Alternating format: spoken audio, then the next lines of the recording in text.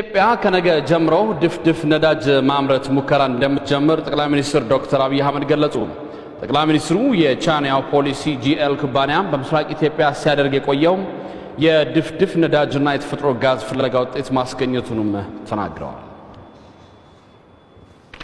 ነገ የምንጀምረው መስከረም የምንዘረጋው የናቹራል ጋዝ ፓይፕላይን ሁለቱም ሁለት ጠቀሜታ አላቸው። በአንድ በኩል ወደ ሀገር ውስጥ የምናስገባውን የነዳጅ ፍላጎት በሀገር ውስጥ ምርት ማሟላት ከቻል ኢምፖርት ሰብስቲዩት ስለሚያደርጉ ለዚያ የምናወጣውን የውጭ ምንዛሪ እንድንቀንስ ያደርጋል። በሌላ በኩል ተጨማሪ ምርት ኖሮን ለሽያጭ ስናውል ደግሞ አዲስ የውጭ ምንዛሪ ማግኛ ምንጭ ሆኖ ያገለግላል ማለት ነው። ሶስተኛው ችግር ስራ አጥነት ነው። ኢትዮጵያ ውስጥ የተስፋፋውን ስራ አጥነት ወጣቱን ስራ ሲዘን ችግሮቻችን ለመቅረፍ በርካታ ፕሮጀክቶች ያስፈልጉናል። ፓይፕላይን መዘርጋት፣ የነዳጅ ቁፋሮ፣ አዳዲስ የግንባታ ስራዎች፣ የፋብሪካ ግንባታዎች፣ አዳዲስ ኢንቨስትመንት መሳብና በርከት ያሉ የስራ መስኮች መፍጠር ያስፈልጋል።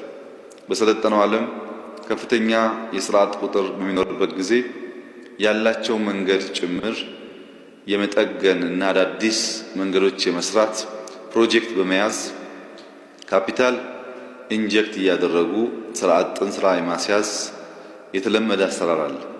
በእኛ ሁኔታ የተከማቸ ሀብት ለዛ የምናውለው ባለመኖሩ አዳዲስ ኢንቨስተሮች እንዲገቡና የተፈጥሮ ሀብቶቻችንም ወደ ልማት ገብተው ስራ አጥነት እንዲቀንስ መረባረብ ያስፈልጋል።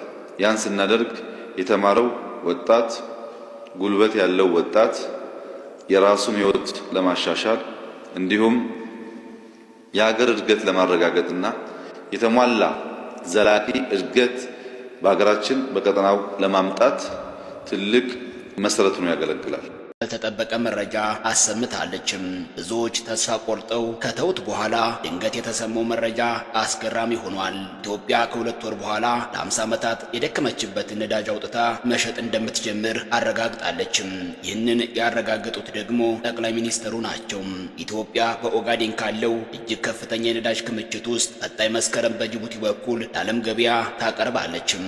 ኢትዮጵያ ካለፈው ስህተቷ በመማር በሚስጥር ነዳጁን ለማውጣት ለአስጨራሽ ትግል እንዳደረገችና በመጨረሻም እንደተሳካላት ጠቅላይ ሚኒስትሩ ተናግረዋል። ጠቅላዩ ባለፉት ዓመታት ማንም ሲያውቅ በድብቅ ነዳጁን የማውጣት ሥራ ሲሰራ እንደቆየም ተናግረዋል። ለዚህም ተሳክቶላታል። ነዳጁ እየወጣ የሚገኘው ከዚህ ቀደም ሙከራ የተደረገበት የነዳጅ ማውጫ ቦታ ነው። አዲስ አበባ 1200 ኪሎ ሜትር ርቀት ላይ የሚገኘው የኦጋዴን ሸለቆ ኢትዮጵያን ይለውጣል ተብሎ ተስፋ የተጣለበት በነዳጅ የተሞላ አካባቢ ነው። በአማራ ክልል የአባይ ተፋሰስ አካል በሆነው ወሎ ወረኢሉ ከ2 ቢሊዮን በላይ በርሜል በከርሰ ምድር ውስጥ ድፍድፍ ነዳጅ ተገኝቷል።